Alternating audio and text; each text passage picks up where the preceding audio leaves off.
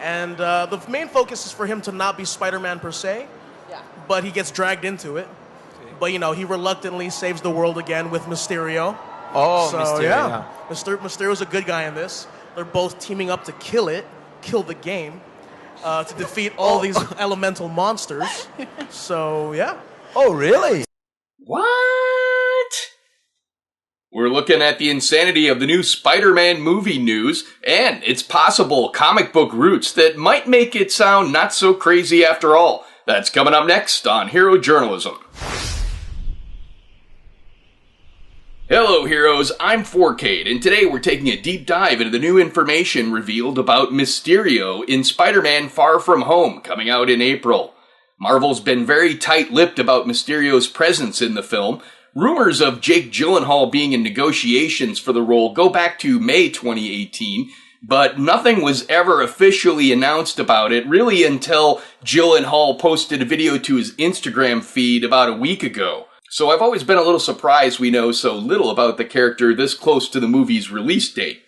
At the beginning of the video, I showed part of an interview from Omelete TV, a Brazilian channel covering the Comic-Con experience in Sao Paulo. Now let's hear from that same interview, but from Mysterio himself, Jake Gyllenhaal. So you're saying that Mysterio is like a hero, Jake? And what can you say about the character in this movie? Well, you know, there are these threats to the world, the elementals, elemental creatures, and Mysterio is someone, you know, who knows about them and wants to make sure that the world is safe from them. And Nick Fury asked him to come on and help because he's the only one who really sort of understands them in a way.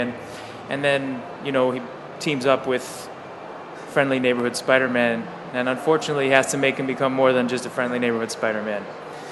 Oh, that's true. Hey, okay. Okay. Ooh, mysterious. So Gyllenhaal confirmed Batalon's comments from earlier in the interview. Mysterio is going to be a hero and an ally of Spider-Man. Now, when I heard that, that floored me. I couldn't believe it. It sounded crazy. And so I started thinking about it, and actually I'd been doing some research into Mysterio in Marvel Comics already because of the upcoming movie. And Mysterio's been a favorite character of mine since I was 12 buying comics. And so I started to think that we might be able to find some clues in the comic history. However, at this point, I feel I should mention a spoiler warning just to be safe, even though this is speculation. A lot of people have been looking to Mysterio's appearance in Spider-Man number 311 from 1989 for clues to the new Spider-Man movie's story, as that's the issue Gyllenhaal was reading in his Instagram video. But I think we can gain greater insight by going all the way back to Mysterio's first full appearance in Amazing Spider-Man number 13 from 1966.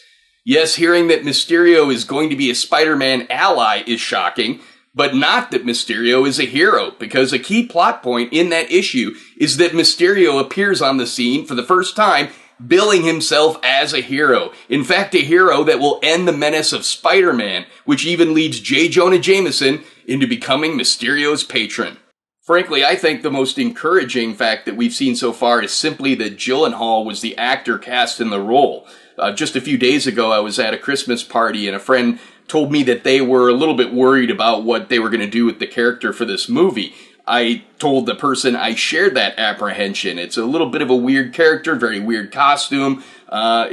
Changes will likely be made, so it's going to be a little bit more of a tricky character to adapt. But the fact that they cast Gyllenhaal, who's such a serious actor, not really prone to fantastical roles or blockbuster movies. He does do them sometimes, but usually only under careful consideration, especially in the latter half of his career where he's had the most clout. He's been very choosy about the more commercial or genre pictures he's done. They've usually been very well written and good characterization pieces, such as Moon and Source Code. So that fact alone was something that I thought was going to be a good sign for the project. And Gyllenhaal, in that same interview we've shown clips from earlier in this video, Gyllenhaal echoed that comment specifically for this film, talking about how high quality the script was and how important that characterization was to him for joining the project. But for me also, it's about the story always and how good the story is. And I feel like Marvel and Sony and Marvel, they always try and make the story and the characters original.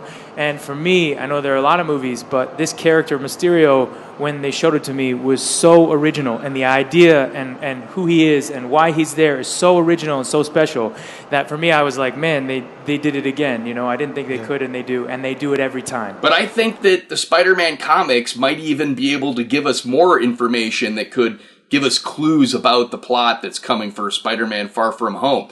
A lot of people, like I said, were focusing on Spider-Man number 311, which Gyllenhaal was reading in that Instagram video.